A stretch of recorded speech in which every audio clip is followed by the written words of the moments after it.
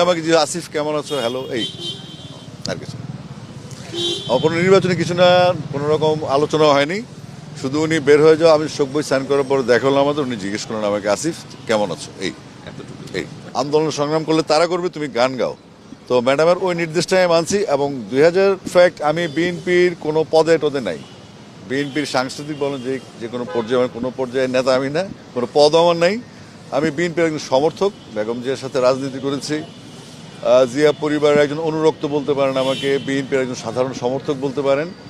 আমি একজন diehard BNP fan এবং শোক বইতে স্বাক্ষর করতে এসেছি বেসিক্যালি আমি সঙ্গীত শিল্পী হিসেবে এখানে। এবং ওনার সাথে আমার যে মেমোরিজগুলো আছে দীর্ঘদিনের আন্দোলন সংগ্রাম কিংবা সভা সমিতির বিভিন্ন পর্যায়ে ওনার সাথে আমার সফর করার সুযোগ হয়েছে। ওনার আদেশ নির্দেশ স্নেহ অনেক কিছু ছিল, তো সেগুলি লিখলাম, একটু হালকা হলাম, এই আর কিছু না। দেখেন, আমার সাথে বেগম খালেদা জিয়া তিনি যখন 7ই নভেম্বর 2024 সালে উনি একটা লিঙ্কে আমাকে ফোন করেছিলেন।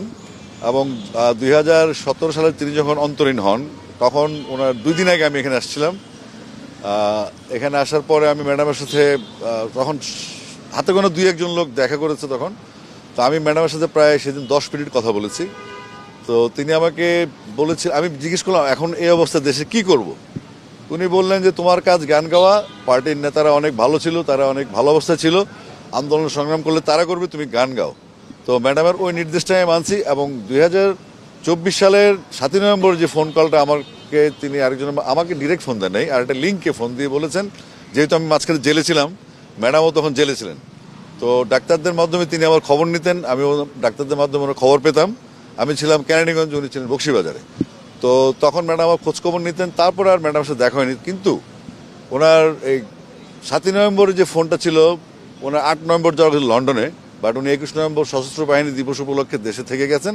এবং তিনি বলেছেন আসিফ যেভাবে আছে সেভাবে থাকবে, সে তার কাজটা করবে এবং সে যেভাবে সেভাবে থাকুক। এর বেশি এই নির্দেশটাই মেনে চলছে আসলে।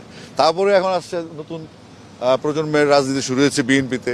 বিএনপি যদি মনে করে যে আমাকে তাদের কাজে লাগবে, ডাকবে। আমি তো সবসময় দলের জন্য নিবেদিত প্রাণ আছি, আর সমর্থক। কিন্তু পদ পদবি বা দলের কাছ থেকে কিছু চাওয়া পাওয়ার নাই আমার।